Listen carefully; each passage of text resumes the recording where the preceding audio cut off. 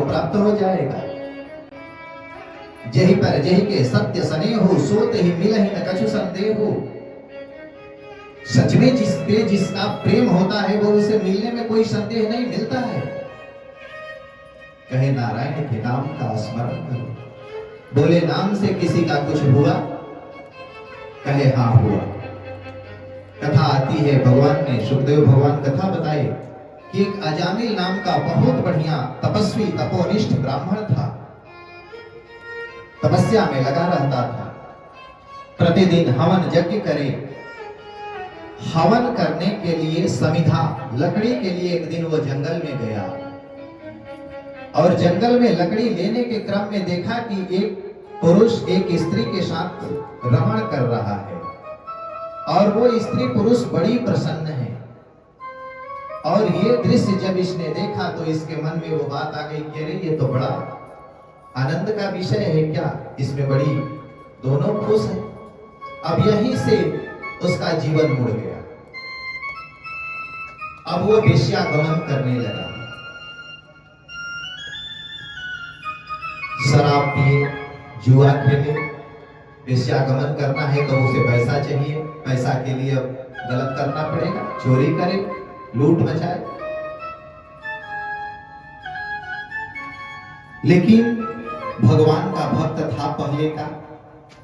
भगवान देखे कि इस पे कृपा नहीं की जाए तो ठीक नहीं है, कृपा करनी चाहिए।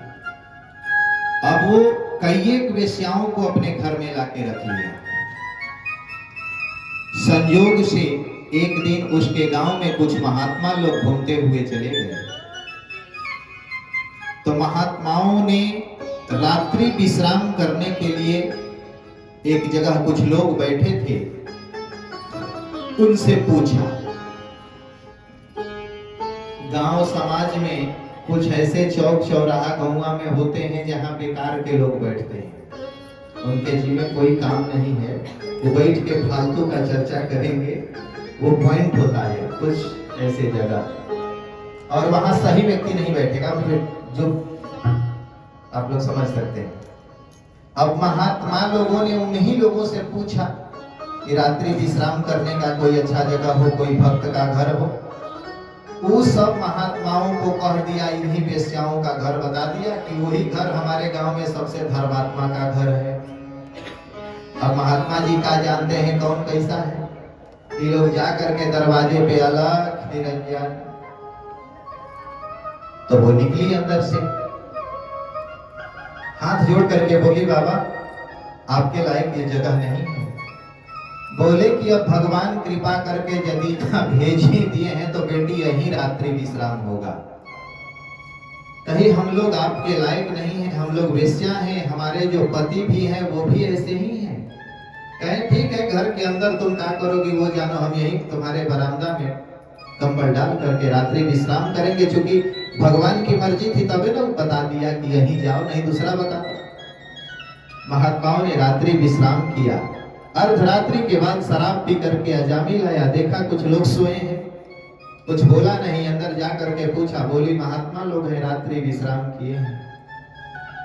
रात्रि बीती, सुबह उठ करके अब महात्मा लोग सुबह स्नान इत्यादि करके तैयार हुए, आवाज दिए, निकला। बोले अभी तक यहीं हो, निकलना चाहिए, अब यहाँ का बैठे हो। महात्माओं ने कहा कि महात्मा किसी के घर जाते हैं तो कुछ दे के जाते हैं और कुछ लेके जाते हैं, तो बिना लेन देन तो कुछ हुआ नहीं। तुम कुछ दक्षिणा दो, हम कुछ आशीर्वाद दें तो काम बने। कहा कि दक्षिणा यही समझिए कि अभी तक ये झोला आप लोगों का आपके साथ है, नहीं अब तक तो छीन छान लिए होते, हम जान बची है, आप लोग यहाँ से निकले। महात्माओं ने कहा कि ना, निकलेंगे नहीं, कुछ देना पड़ेगा। बोला क्या चाहिए बोलो। महात्मा ने कहा कि देखो कल जब हम लोग आए थे तो एक स्त्री आई थी तुम्हारी, शायद वो पत्नी थी, अंदर से। कहा तो कहे उसके उधर पेट को देख करके लगा कि वो गर्भवती है। कहा था हाँ महात्मा लोग ये देखेंगे। कहे तो आंख थोड़े बंद किए, जो जैसा स्वरूप में हमारे सामने आएगा वो देखेगा, दिखेगा ना। अब ये कोई इस पे मजाक बनाए, नेत्र है देखने का। कहे तो क्या, कहे कि बस इतना कि इस गर्भ से जो बच्चा जन्म लेगा उसका नाम नारायण रख देना। अब देखिए, ये तो पता नहीं था ना कि उस गर्भ से बेटी जन्म लेगी कि बेटा, तो कन्फर्म मुहर तो इन्होंने लगा दिया महात्माओं ने कि अब बेटे होगा, बेटी का नाम नारायण तो रखाएगा नहीं।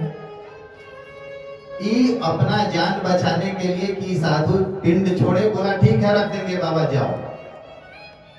महात्मा लोग चले गए।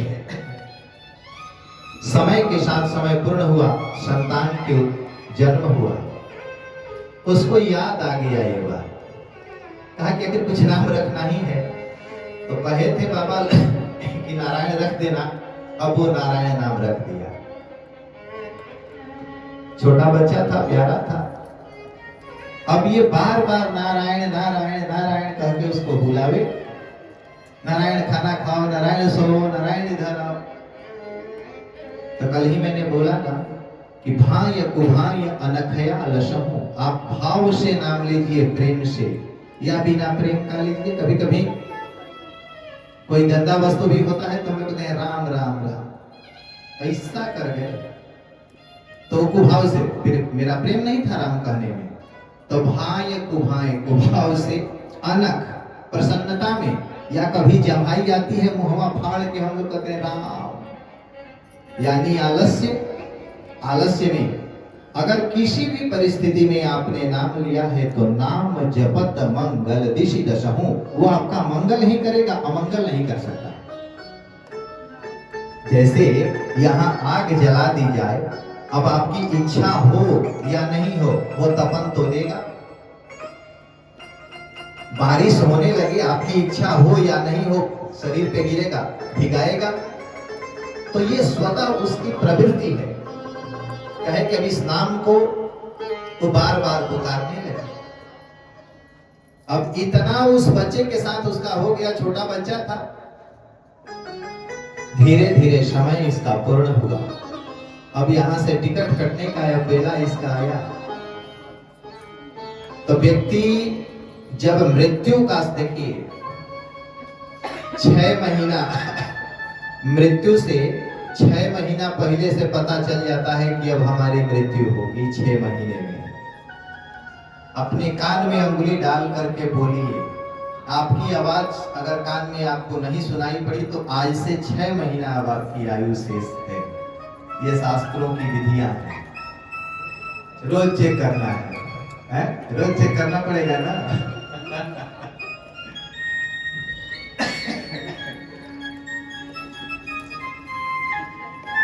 और जिस दिन मृत्यु होती है उसके कुछ घंटों पहले व्यक्ति बोलने का, कफ पित्त वात, 3 ही प्रकार के बीमारी, इस शरीर में जितनी बीमारियां होती हैं, कैंसर, टीबी, जोड़ की दर्द, पेट की बीमारी, ये 3 ही के पार्ट हैं। कफ से होगी, पित्त से होगी, या वात से होगी, वायु से होगी। और ये तीनों उस समय गले पे बैठते हैं, गला अवरुद्ध हो जाता है। समझने की क्षमता सब होती है, दिखता सब है, बोली नहीं निकलती, साउंड लेस हो जाते, आवाज नहीं निकल सकती। और उस समय जब जम के दूत आते हैं प्राण को खींच के ले जाने के लिए, और काले कलूटे हाथ में रस्सी और लोहे का दंड जब देखता है जीव तो बेचैन होता है, बोलने का प्रयास करता है, अपने परिवार वालों को चिल्लाने का प्रयास करता है। आप लोग बिना मतलब के उधर बैठते हैं इसलिए मच्छर ज्यादा काटते हैं।